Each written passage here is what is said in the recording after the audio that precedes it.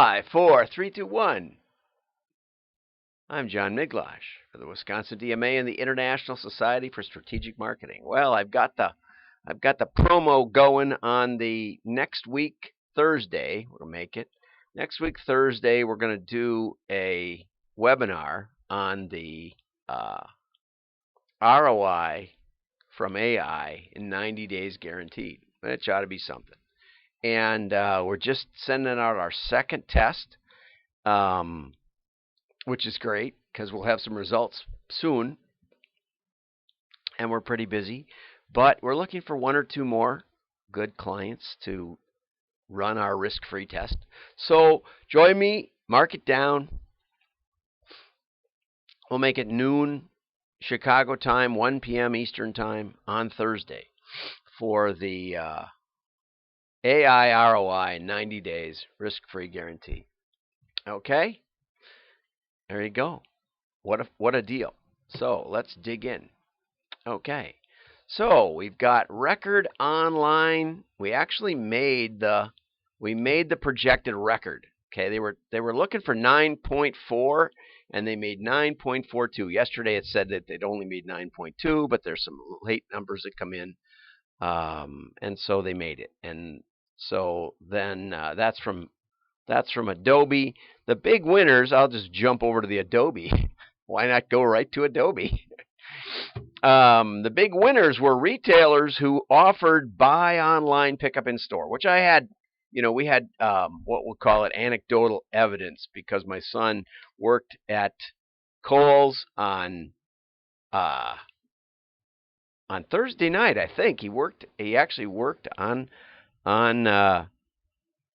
the third shift, after Thanksgiving, and the same thing on Friday, I think, were the two that he worked, or someplace. He worked a couple of days and some crazy times, and he said they were just running around crazy at Kohl's trying to get the online pickups all worked out. And so that was good news, I guess, for retailers. Consumers spent $28.5 billion online.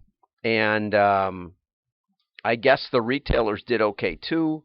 So it was the biggest online spend of all time in the United States. I don't think it's as big as Singles Day in China.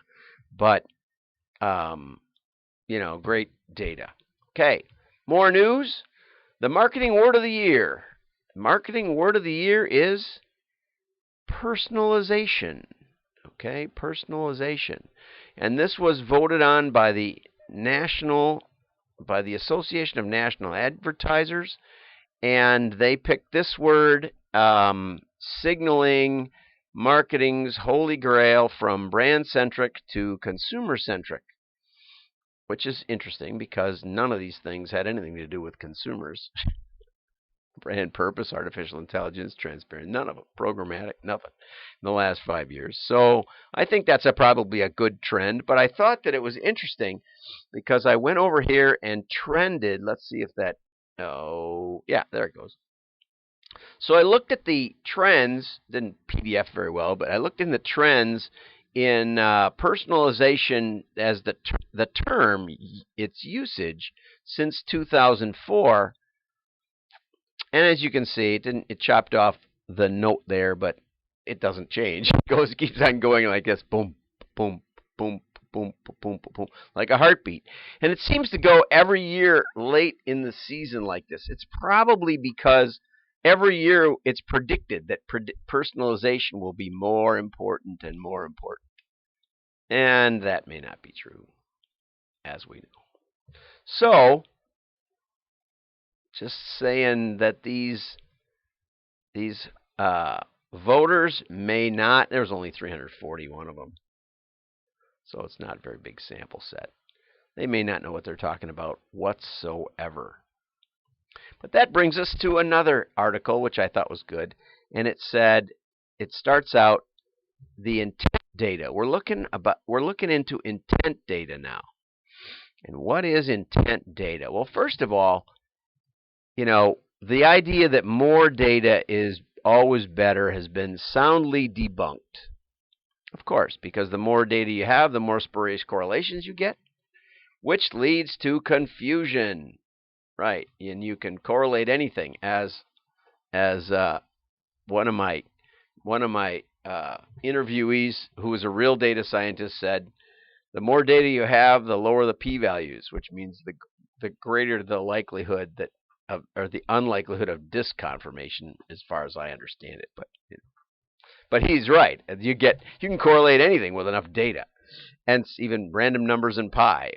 Random numbers versus random numbers. It doesn't matter. You put billions of them together, you'll find long strings of identical strings. Why? Because you got enough data to do it. Okay, but it's not the case with intent data. Are you sure? Haven't you heard the case study where they did a focus group and they asked everybody which scarf they would like and which one they would buy, and then they offered them a pick of a scarf at the back of the room after they'd spent hours talking about their intended purchases, and they picked up the ones they liked. They got to keep a sample, and the sales matched those picked up scarves, and it didn't at all match the intention. And the problem, bottom line, is we don't know our intention. But the holy grail of this is focusing the message and sales effort on prospects with demonstrated intent at the exact moment. Oh, I'd like a pizza. Oh, here's one. Oh, you want to pay for it? Okay. Yeah, nice that you got it here right now. How did you know that's what I was thinking? Well, 2 years ago, the weather was the same and the moon was the same, and you've lost a little weight, and we're getting close to Christmas, and you wanted to reward yourself. That's bunk. I can't tell the exact moment that I'm, and the fact that I'm demonstrating intent. What does that mean? I went to your website. I did a search on personalization. I have no intent on that. Okay, but and this is business to business. This article is about business to business. It says now we can go beyond the company level to pinpoint the individuals within the company that are most likely to be decision makers. Yeah, they got titles like VP, chief buyer.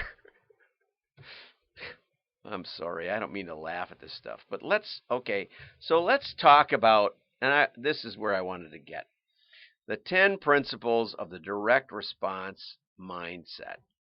Okay, this is from Bob Bly. Bob is a proven expert in generating response. Bob, and this is such a great article from Target Marketing Magazine, which I highly recommend you subscribe to,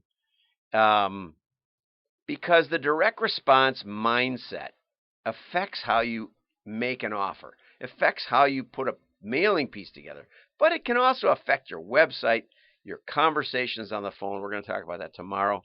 It affects all that you do. Say, we want to generate something. We want something to happen. Isn't that what intent data is about? Right. It is.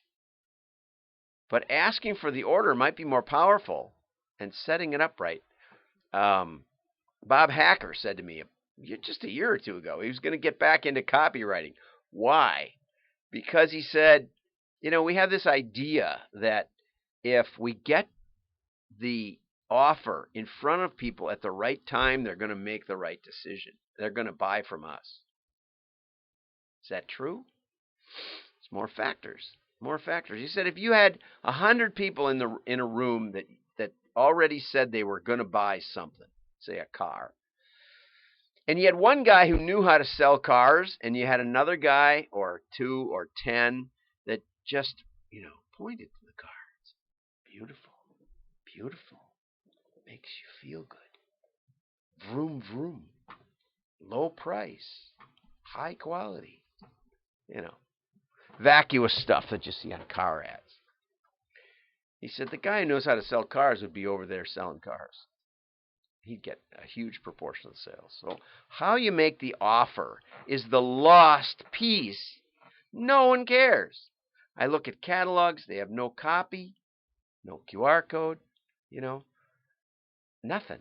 They just plunk the product on the page and think, well, this is going to be compelling. Well, why should I buy this product versus another product? No clue. Why should I buy this instead of another bottle of wine? I'm always weighing my alternatives. So direct copy is a style. It's usually longer. It usually is based on proven principles of persuasion rather than creativity. And again, I highly recommend Scientific Advertising by Claude Hopkins. It was written 100 years ago. You want a good primer? It's available free. Scientificadvertising.com. Go get it. PDF. As far as I know, they don't even bother you after you did it. They're not a real sales-oriented place. Okay, sales arguments backed by extensive proof and facts. Give them some meat. Oh my gosh. Put response first. Think about what your goal is. Is your goal just to spend some money putting some beautiful images out there, win awards? I was in an ad agency for a couple of years. That's what their goal was, win awards, look pretty. The primary objective is not to enhance image. And as Bob said, we only know how to sell. It's a lost art. It's going away fast, but there's still something to it. And I don't do it as well as I should. My webinars aren't nearly as promotional as they ought to be. I can tell you that. Don't allow brand guidelines to interfere with performance. There's a big one. Branding guidelines, right? Now, all of this is predicated on the idea that in direct response and direct marketing, what we're doing is we're testing. We're testing all the time. And we can test and measure. And this is what Claude Hopkins says. You don't have to debate this stuff. It's been proven for 50 years. A book written 100 years ago said it's already proven. The persuasion principles are all there. They're all there because the direct mailers know how to test, know how to isolate causal variables, know how to design scientifically valid field experiments. That's what we do. Okay? Ensure the offer is prominent. Oh my gosh, such great stuff. I can tell you story after story. Include multiple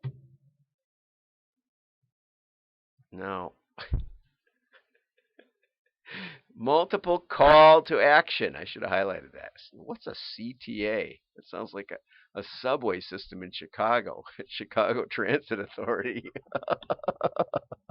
Sometimes you get an acronym stuck on the wrong one.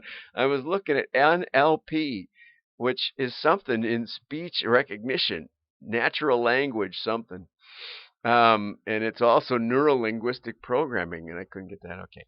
David Ogilvy once said, creativity was the most dangerous word in the lexicon of advertising. This is just a breath of fresh air. Thanks, Bob. Target direct response buyers. Now, I'm not sure this is as important as it used to be because everybody buys remote. We called it direct, but it's really very, very indirect. It's good if they buy something from an online or print admin. But see, it's like everybody buys online. If you have any money, you have a credit card. So it's not, it'll still work better. But these days, there's other ways to get past that. And that's one of the wonderful things about right now. Okay? Have a back end. Have additional offers. Measure. Test. Test everything. How wonderful is that? Test everything. Thanks, Bob. Finish off with a bang. Okay? Test small. Roll out. Validate the tests. This is one of the great little articles of all time. And if you don't know what we're talking about, then you go over to Scientific Advertising. It's a good start, and I've got a whole wall of books on my shelf. So we'll clip this one out. It was fun. Have a great day. Like and share. Your friends will think you're smart, or at least peculiar.